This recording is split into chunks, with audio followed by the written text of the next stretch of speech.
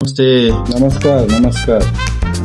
हामीले चाहिँ हजुरलाई हाम्रो पोडकास्टमा बोलाएर धेरै नै खुसी छौँ। हामीले हजुरलाई के प्रश्न तयार पारेको छौँ है। ती मध्ये चाहिँ हजुर पहिला ठुलो ग्याङ्स्टर हुनुहुन्थ्यो, अहिले त्यस्तो के बद्यो नेताजी? त्यस्तो धेरै केही बदलेको छैन। पहिले चाहिँ म पैसा इलिगली लिन्थेँ मान्छेबाट, अहिले चाहिँ लिगली दिँदैछु।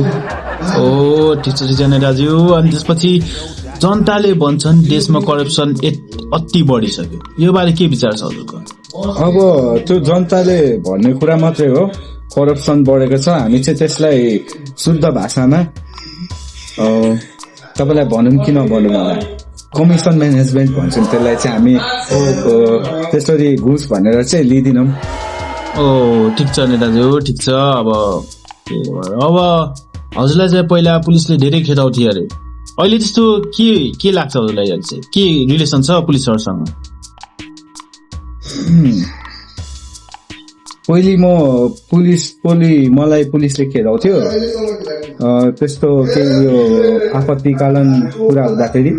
तर अहिले चाहिँ म पुलिसलाई बोलाउँछु, यता चिया खान आउनु नि, यसो बुझिहाल्नुहुन्छ होला नि तपाईँले पनि। ठिक छ नेताजी।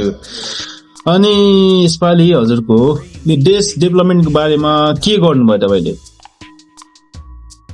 अब देश त हेर्नुहोस्, मैले प्लान चाहिँ रोड बनाउनेको गरेको थिएँ। मेचीदेखि महाकालीसम्म रोड एकदम सिधा सबै कुरा चिरफाड गरेर। तर यो पालिको बजेट के छ भने नि, कार किन्नुमै सक्यो क्या मेरो, त्यसैले अब बजेटै पुगेको छैन। अनि त्यस्तै चल्दैछ। जनताले भन्छन् हजुर फेसबुकमा अति एक्टिभ बस्नुहुन्छ, जहिले एक्टिभ देख्छन् अरे, के हो कुरा? त्यस्तो कुरा केही होइन।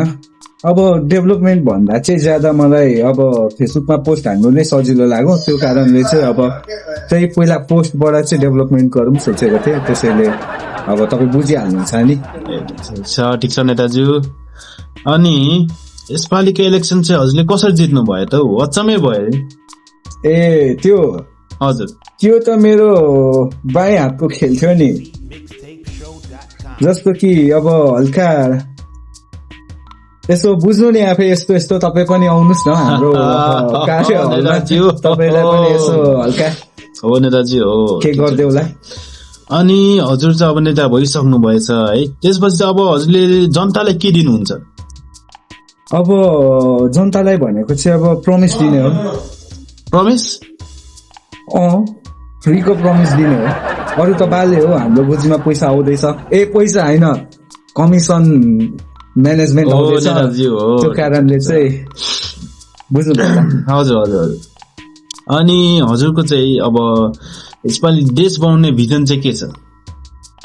भिजन त मैले एकदमै टाढोको देखिरहेको थिएँ, भिजन नेपाल बनाउनेको। हजुर। तर के भन्नु, मलाई अलिक टाढोको नजर आउँदैन कि, त्यसैले चाहिँ त्यसो चस्मा पनि लगाम भनेको। अब यो चस्मा लगाउँदैछु, चस्मा यसले चाहिँ अलिक मेरो भविष्य जस्तै कालो चस्मा रहेछ। अब त्यही कालो भविष्य चाहिँ नदेखौँ, तर कालो भविष्यमा उज्यालो डेभलपमेन्ट चाहिँ होस् भनेर मेरो बोली मात्रै छ। हजुर, ठिक छ। अनि हजुरलाई चाहिँ हेटर्सको लागि दिने के मेसेज छ त्यस्तो? सबै हेटर्सलाई पालो पिलो गरी आउनुहोस्, पालो पिलो टर्न आउँछ तपाईँको इग्नोर हुने। ल नेताजी, लास्ट क्वेसन। जनताले हजुरलाई किन ट्रस्ट गरोस्? त्यसको मैले last question Netaji, last question. अनि जनताले चाहिँ हजुरलाई किन ट्रस्ट गरोस्? ट्रस्ट त म पनि जनतालाई गर्दिनँ, तर आखिरमा भोट हाल्नु चाहिँ मेरैमा आउनुहोस्। ल नेताजी, हजुर आउनुभयो, धेरै खुसी लाग्यो। धन्यवाद नेताजी। यो चाहिँ हाम्रो फर्स्ट एन्ड लास्ट मिटिङ रहोस्। ल कट भयो भाइ, तिमी आउ ल भरे हाम्रो हामीलाई तिमी जस्तो यसो रिपोर्टर चाहिरहेछ हाम्रो। कट कर देना प्लीज।